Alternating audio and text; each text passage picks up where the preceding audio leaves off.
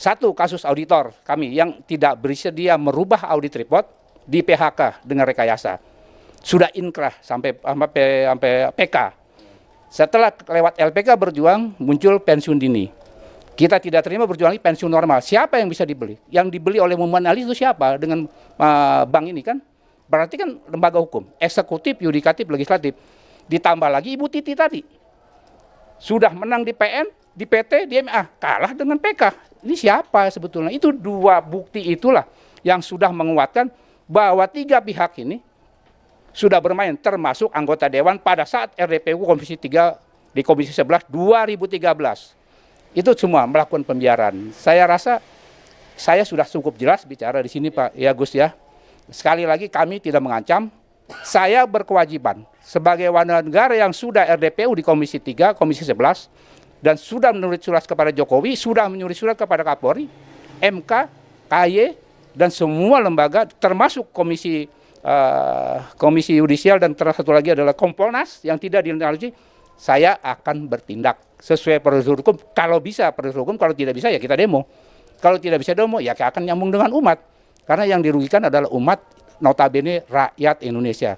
Sekali lagi kepada Kapolda, Kapolri, Kapolres, ini bukan hoak. Pantang buat saya, auditor sekelas saya, untuk menangani kasus hoak. Tontonlah YouTube saya sebelumnya, itu banyak. Sampai saya lapor KPK 2014 mengenai penggelapan pajak Bank Panin 1,2 triliun. Sampai hari ini Mumin Ali Gunawan tidak berani dipanggil oleh Firly, Ketua KPK. Saya lapor lagi ke Jaksa Agung penggelapan BPPN terkait BLBI yang sudah merugikan negara 495 miliar malah dibekukan sampai hari ini. Malah ke tim Jaksa Agung penyidiknya minta proyek kepada saya tolak. Ini blok konsultor saya, jelas itu ya. Nah, BI juga sama, berkhianat. Anggota DPR juga sama, mau panja, katanya saya narasumber, masuk angin semuanya. Tapi alhamdulillah satu orang, Aziz Samsudin ditangkap KPK. Yang jadi ketua BPK juga udah lewat, maksud saya pensiun, masuk 1,2 meter ya dikafankan. Saya nggak tahu siapa lagi yang nyusul ya. Nah itu sementara dari saya. Mungkin kita akan terus berjuang terus Gus ya. LPK pantang mundur, pantang menyerah sepanjang data-data kita A1. Dan saya masih banyak lagi data A1 mengenai kebobrokan dalam ekonomi ini. Saya rasa saya akhiri untuk di sini. Wassalamualaikum warahmatullahi wabarakatuh. Warahmatullahi. Sebelum Bu Patoka closing ya. Jadi sekarang ini sudah hampir 30 orang kurang lebih yang sedang kita tangani. Dan ini bisa ribuan nanti ini. Karena ada ribuan bahkan jutaan orang yang asetnya dirampok ya dengan cara seperti ini. Jadi ini akan menjadi bola panas, ini akan menjadi lava lahar ya rakyat-rakyat yang menuntut keadilan. Jadi silahkan Anda bertahan dengan ego, pemenang lelang, polisi, jaksa, hakim apa silakan Anda bertahan dengan ego. Ego maksudnya wis kadung makan duitnya mungkin sudah kadung masuk angin jadi mau ngakui juga malu. Anda bertahan di situ. Dan kita juga akan bertahan di ego kita, ego kebenaran kita. Kita akan terus jalan, ini berpacu ini antara egomu yang makan duit ya. Antara egomu yang diperbudak jabatan dengan ego kami yang mencari ridha Allah, membela rakyat kecil. Nah, di sela-sela persaingan berpacunya ego kita, ada hukum Allah yang jalan. Maka kasihanlah gitu loh.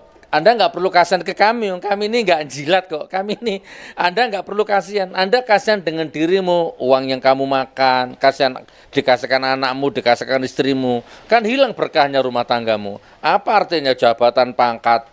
Terus kalau rumah tanggamu hilang berkahnya, anak-anakmu narkoba, istrimu selingkuh, kamu stroke, lumpuh badanmu, terus apa? Tampak gagah dengan seragamu, ternyata kamu impoten, kan gak ada yang tahu, gulamu tinggi. Ini kan ada evaluasi alam, ini bahasa saya selalu ke sana Pak Lili. Karena saya mau bahas bahasa hukum gak paham, ini bahasa saya, bahasa alam. Gitu ya, kode alam, perhatikan. Ayo kita berpacu, silakan panggil Pak Sarto, ajak dengan damai, islah dengan cara yang damai, ma'ruf, kembalikan asetnya, atau ayo kita terus berpacu ini. Anda atau kita yang celaka, kan begitu. Kurang lebihnya seperti itu, dan ini akan terus bertambah rakyat-rakyat yang akan bersatu dengan kasus yang sama seperti ini. Monggo Bu, sebagai penutup. Oh ya, Pak Rafian, Ya. silakan. Izin ya Pak Gus, jadi saya tambahkan sedikit. Kemungkinan dalam minggu-minggu ini kalau saya tidak ada di Blitar sini atau di Jatim ya, saya akan ke Sulawesi dulu Pak. Oke. Sulawesi ada 2 kasus. Kasus perkebunan sawit ya, PT TEN dan kawan-kawan. Kemudian satu juga kasus illegal mining, tambang itu. Tambang yang ada di Desa Oyom yang sekarang babuknya barang bukti sudah di Pelabuhan Pantoloan. Itu sedang saya akan ke sana untuk selesaikan ya hukum. Kemudian minggu lalu saya mau ke Kalimantan tertunda karena ada permohonan para korban ini ya, saya tunggu ya. Kalimantan itu kasusnya sama. Jadi ada perkebunan sawit, sudah jalan pemiliknya dari Malaysia, pemilik tanah yang punya sertifikat asli itu diabaikan. Saya akan ke sana, Bos. Saya sudah tenangkan mereka, tenang, kita tunduk dengan hukum yang ada, negara kita hargai.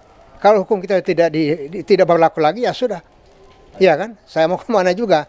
Jadi jangan sampai saya jadi tumpuan itu, wah saya ini tidak benar. Ya, saya jalan ya, semua saya jalan.